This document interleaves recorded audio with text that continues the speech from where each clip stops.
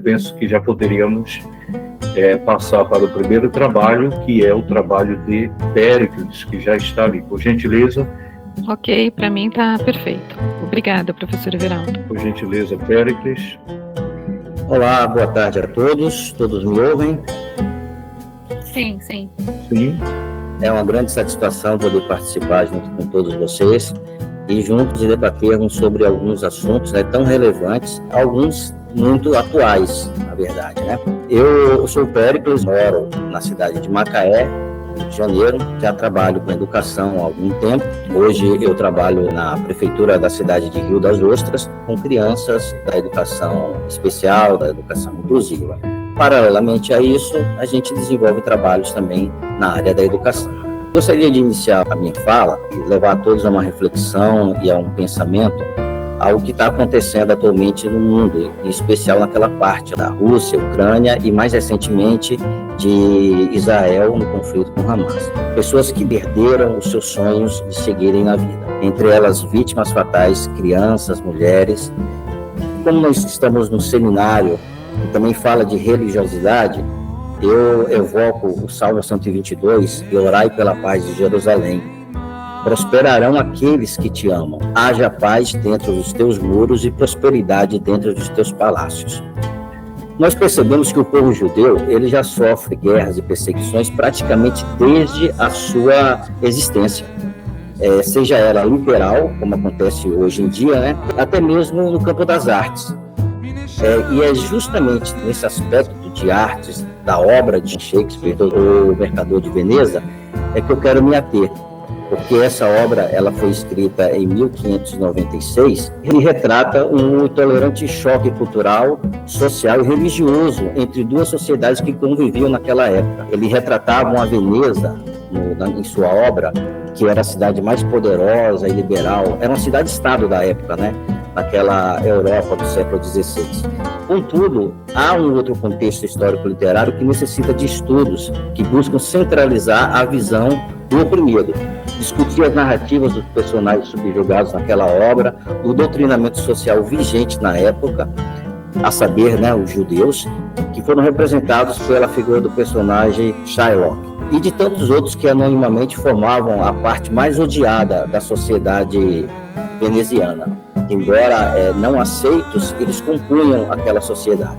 Eles eram oprimidos e eram forçosamente destacados e marginalizados dentre os moradores daquela urbe. Quem conhece a obra que foi retratada pelo cinema, também a peça teatral, os judeus eles recebiam um sinal que o diferenciasse da multidão. Eles usavam nos seus indumentárias chapéu, um gorro, que o destacavam ali, que ali era um judeu que estava passando. Eram odiados pelas ruas. Aqueles que moravam nessas áreas delimitadas, que eram chamados os guetos, esses guetos iam se formando pela cidade. Quando chegavam à noite, esses portões eram trancados e eles eram vigiados pelos cristãos. Existia toda uma repressão naquela época, que isso é retratado na obra fictícia do Shakespeare. Durante o dia, todo homem que precisasse deixar o gueto tinha de usar o chapéu vermelho para que todos soubessem que ali era um judeu, como eu acabei de citar. E ainda os que viviam ou que eram refugiados em outros lugares, como na vila portuguesa de Belmonte, onde os personagens cristãos, Bessânio, Gratiano, Lourenço, Jéssica, eles viviam ali meio segregados. Nesse recorte geográfico e fora da ficção, a cidade de Belmonte estabeleceu uma importante comunidade judaica, herdeira legítima da antiga presença histórica dos judeus sefarditas, na qual eu orgulhosamente me insiro.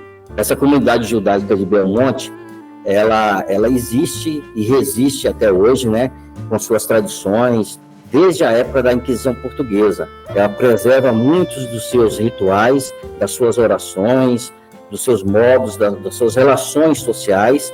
Ainda hoje, muitos belmontenses, eles conservaram a sua fé e a sua cultura judaica.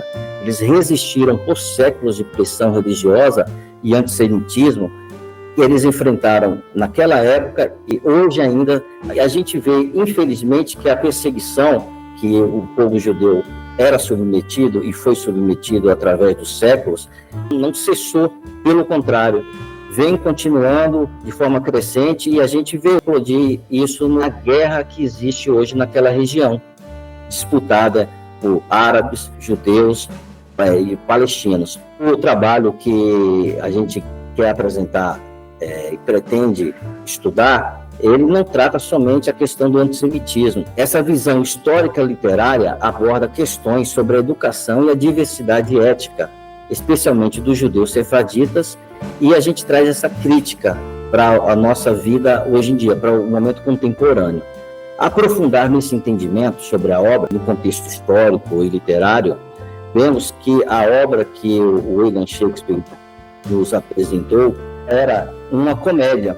O objetivo era fazer com que a burguesia, a nobreza daquela época britânica, pudesse rir com a desgraça, com a desventura de um judeu que foi execrado pela corte veneziana e no final ele sai totalmente humilhado, despido de si, despido de seus valores, forçado a se converter a uma outra doutrina na qual não consegue seguir aqueles dogmas, já que vai de encontro com toda a tradição, com toda a história do seu povo. A obra de William Shakespeare, embora seja uma obra consagrada, um clássico mundial, ele tem, na verdade, através dos olhos críticos, através de uma leitura, de uma visão mais crítica do que nós vemos hoje no mundo contemporâneo, temos que retratar essa questão crescente do antissemitismo e entender que temos que ter a empatia, né? Sentirmos que o outro é o ser humano também.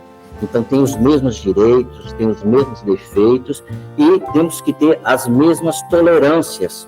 Para quem conhece a obra, sabe que o desfecho é fazer com que o judeu seja rotulado como usurável, como um não merecedor de viver em sociedade com todos os seus direitos iguais. Nós, enquanto educadores, enquanto pesquisadores, a nossa contribuição é abrir os olhos das comunidades, de quem nos ouve, de quem nos lê, para que enxergue e isso seja mais difundido em nosso meio e a gente tenha mais respeito à diferença, à diversidade, ao costume do outro. Talvez não me agrade, mas eu tenho que respeitar, assim como o meu também pode não agradar e eu quero ser respeitado. Então, nós temos que pautar todas as nossas ações visando esse viés da aceitação, da tolerância e da paz. É isso que eu proponho nesse trabalho e eu gostaria de ouvi-los. Obrigado, Péricles. Temos alguns minutos para conversar com Péricles. Posso falar? Por gentileza, professora Hilda. Então, eu sou Hilda, eu sou coordenadora do GT12, juntamente com o professor Everaldo. É muito chocante, né, o seu trabalho, a sua pesquisa, Péricles, porque, de fato, nós estamos todos mexidos, né, quando você fala assim, em pleno século XXI, né, a gente enxergar que somos todos iguais, me parece que, eu falo, nossa, quanto a gente caminhou, né, nesse tempo de história e quanto a gente deu para trás, né? Mas será que você pode falar um pouquinho da sua própria experiência dentro da sua educação inclusiva? Porque me parece que são com crianças, né?